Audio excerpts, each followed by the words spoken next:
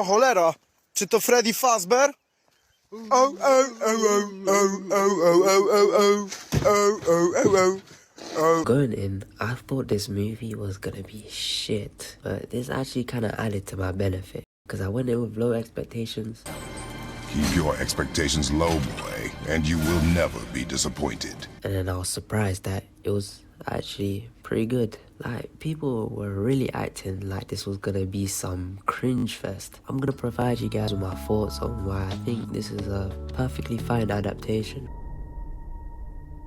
Was that the bite of 87? So the plot. It's a bit predictable in terms of its twists. In my opinion, this doesn't really hinder the experience because this is to be expected when the source material is already so popular. There are some scenes which I think are very unnecessary and could have been removed to make room for more important scenes, such as Mike's aunt. I feel like that whole plotline was kind of unnecessary. I mean, it does serve the point of driving Mike to the pizzeria and showcasing the horror of the animatronics. In my opinion, a really good scene, but overall, I feel like it was wasted space. Space which could have been used in other places that really needed it, such as building up William Afton, who's literally meant to be the main bad guy. Don't get me wrong though, I did like how the movie talked about him. It was all kind of like rumors and conspiracy. They didn't overuse his character when every other piece of FNAF media shamelessly does. In this movie, his presence was felt, not shown. You get what I mean? I think they could have furthered this feeling by having some flashbacks to when the pizzeria was still up and running and while the murders were still going on. We know Vanessa was linked to this pizzeria as a child, being William's daughter, and so these flashbacks could be from her young point of view. We could have glimpses of the owners, maybe their faces obscured because Afton's identity was still part of the main twist. With Vanessa's point of view, it would have been a much more gradual build up to Afton's appearance at the end. By contrasting the happy kid's place with the sinister undertone of murder, it also further draws the idea that maybe the abductor Mike is hunting for is linked to this pizzeria after all. Speaking of Mike and his story, he's been attempting to go back to the night his brother was abducted through his dreams. Something interesting that wasn't noticed by me was that his reasoning for doing so was actually based on Freud, and that's why at the beginning of the movie there's a scene with Mike and his friend with that book Dream Theory. I thought that was a game theory reference for a second. I thought the dream sequence as well was completely made up, but it's actually based on something real. I thought that was very well done, so shout out to her who noticed and the writers. I think though, Mike should have been shown to at least have done some research on his own. He seems so oblivious to what goes on in the town. Don't you think if his brother was abducted, don't you think he would have been aware of the literal child serial murderers that happened in, the same sort of area? Apart from that, I do think the plot is good. Was it scary and horrifying? No. Should it be?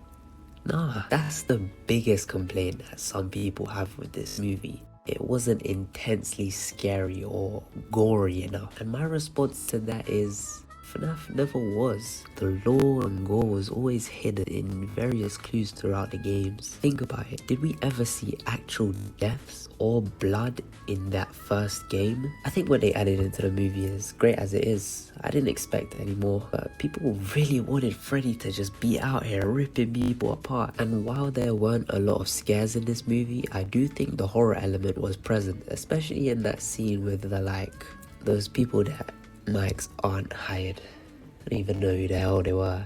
And also, the animatronics were definitely eerie in their robotic behavior. But the thing with FNAF, right, you can't really create that fear factor from the first game. Yes, jump scares are always scary when you're caught off guard, but you see with each game, the animatronics get more and more exaggerated with withered or nightmare variations. I think this was because the creator realized that the same FNAF 1 animatronics can't be scary forever. Can't be scared if you're used to seeing something. Like, isn't there a compilation of Markiplier's jump scares and by the end he's just fucking tired? Then you get the security breach where they realized that nobody was scared of the animatronics anymore and just wanted a continuation of the story, so they made them more stylized. We are not doing doing this again! Okay, but God! The same can be said with this movie. Instead of making animatronics completely horror-like abominations, they leaned into that story aspect a bit more, where a lot of people forget that these animatronics are possessed by the souls of dead children in the lore, and so of course they'll act like children. So when we get that scene of Freddy and the Faz gang, if you will, building that fort with Mike's little sister, I enjoyed it. Yeah, that shit made me genuinely laugh. Not because it was like cringy, but it was funny to see the animatronics doing dumb shit.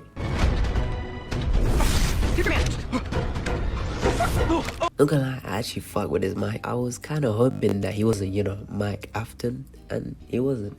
I genuinely thought that he was meant to be Michael Afton at the start. Yeah, that scene with William. I thought that was William realizing that it was his son, but thank fuck it didn't go in that direction, because that would have been, oh my days. I think the whole aunt storyline was like the only part that I thought was bad. I mean, I guess to have some real stakes for Mike, but having CPS or something like that could have the same effect. I mean, she even died at the end in Mike's house.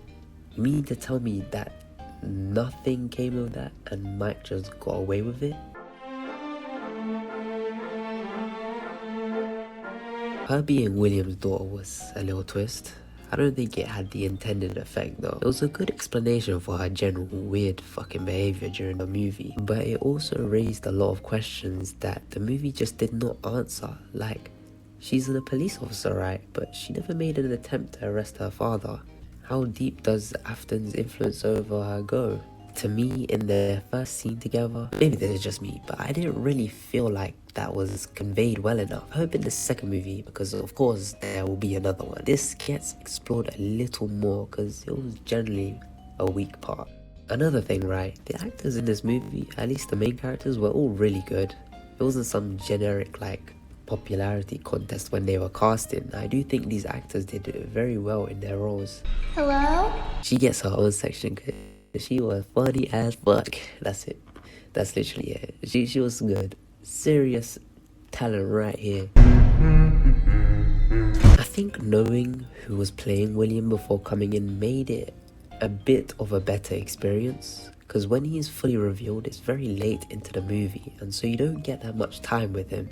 That's why I said he could have been built up a little bit more. But generally, I enjoyed this adaptation of William. The spring bodysuit was actually so cold to me.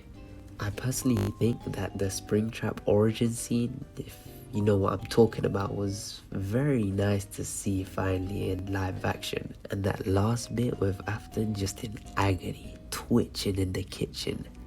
Straight heat, bruh. Oh shit. As with everything, don't get your opinions from other people. I had fun with this movie. It stayed true to the first game whilst doing its own thing. It also paid respects to the strong fan base that spawned from these games as well. You can tell that this movie was probably made, or its making was overseen by fans of the series. It also didn't force anything unnatural for FNAF into it.